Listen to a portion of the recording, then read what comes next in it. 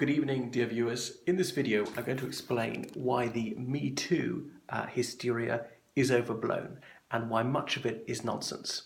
Now, first of all, at the bottom of all this, is there a problem? Yes, there is. Such a thing as sexual harassment does exist. So what is it? Well, it's tricky to define. It would be making repeated unwanted sexual advances. Now, these could be verbal. Saying something just once, I don't think that counts as harassment. It had to be very extreme for it to really be harassment. Outright asking a complete stranger for something or other, that could count as harassment. Touching somebody against their will depends where in the body, not on the hand, for example. So, that would be getting into sexual assault. So, sexual harassment is not new. It always has existed. It always shall exist. Like most problems, this cannot be completely resolved. It can only be reduced. So, at the moment, there's a great hoo-ha about this sort of thing, and it's a moral panic. Well, what's a moral panic? Well, Stanley Cohen is the one who invented this expression, talking about this in Folk Devils. It's when a real issue is taken, such as sexual harassment, and then it's hugely exaggerated. The statistics are enormously inflated. And the severity of the wrongdoing is also overstated. And the most trifling misdemeanors are elided with the gravest crimes. When people have lost all sense of proportion when one hears the expression zero tolerance. And that's the mantra at the moment. When people demand that criminal sanctions for very minor wrongdoing, things like that, when those who question the whole tirade are furiously denounced and people are frightened into silence. Many people go along with it. So politicians and certain elements of the media jump on the bandwagon. It goes on. And I've seen moral panics about all sorts of things through my lifetime. It happened, let's say, with AIDS, with terrorism, with paedophilia, with racism, with Islamophobia, with SARS, with swine flu, with avian flu, with H1N1, and so forth. Now, all of these things really exist, but often they're no more prolific than they were before the panic came, and after a while it dies down, people move on to the next issue. They may come back to it in several years' time. So bravo to Catherine Deneuve for having the courage to speak out. And I'm very glad that this French woman has had the moral courage to say the right thing, that men have the right to make an advance, as indeed do women. Nobody objects to gay men making passes at each other, or perhaps lesbian women, but for some reason straight men are the ones being demonized. They're certainly bad straight men. Now, as a hetero male, I don't think that people who fall into my category are all good. Some of them are dreadful. So some dissidents like Matt Damon and Liam Neeson have said we need to get some perspective on this, we need to calm down, and again they have been suffering brickbats for speaking out. Oprah Winfrey required no bravery at all for what she said, for telling the audience what she wanted to hear. They were almost all wearing black to indicate that they too were going to ride this tidal wave of moral indignation. So she was cheered to the echo. So when you're delivering a message, when you know you're going to be cheered to the rafters, that doesn't require a great deal of gallantry. Sexual advances, when they're unwelcome, this can be annoying, I imagine. It's discourteous, it's unwanted, could even be scary.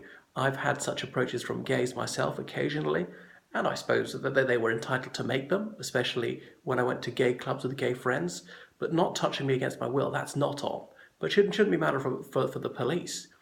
If someone does it a lot or is very extensive touching or under the clothes, then that's different. So anyway, the other thing is we're told that victims deserve to be believed. Who are the victims? Could it be those who are false accused? They're victims. And of course, those who make up bogus allegations are also doing a great disservice to those who really suffer being importuned when they don't wish to. The presumption of innocence is also to be thrown out.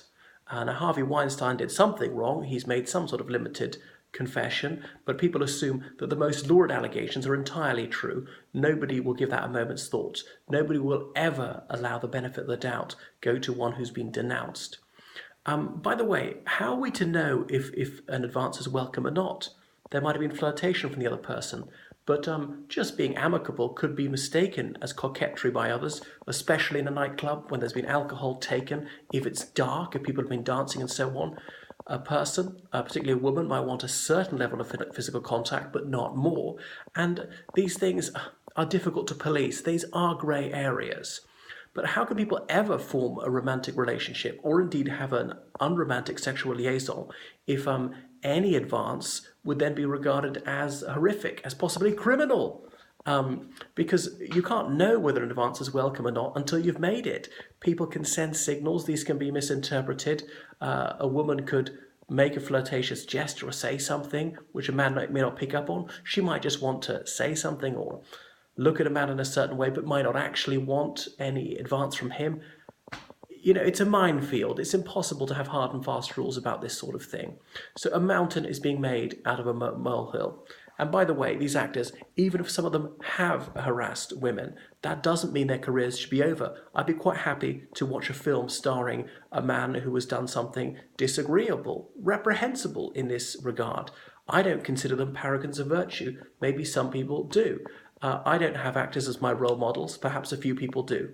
So it's absurd to say anyone who's ever done the least thing wrong in this area of life should have no career again in politics, in the media, in theatre and so forth.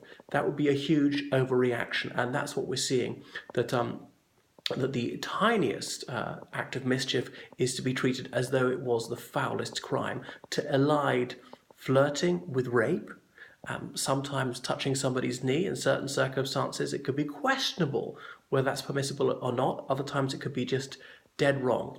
So look what Bill Clinton was accused of, all sorts of crimes, including rape. But somehow that's forgotten and people are moving on, particularly the liberal left. So people are quite willing to believe allegations against their political opponents, but not quite so much on their own side, which shows you how much objectivity has been lost.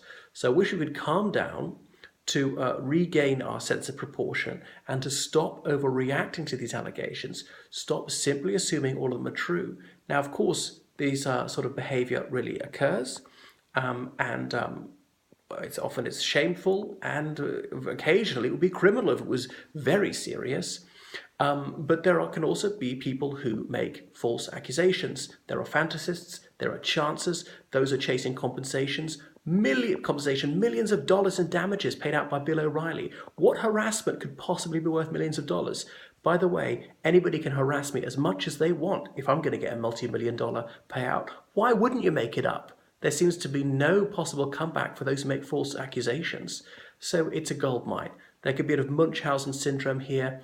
As an actress or whoever, a journalist, you can suddenly gain fame that you were never otherwise going to get, career success, by posing as a victim, by turning on the waterworks. So no, I don't say that they're all false. I just don't assume that all accusations are true either, as some people assume that they are. And of course, anyone who asks reasonable questions like this is no doubt going to be tarred with the same brush. You must be one of them too, and have his or her motives impugned.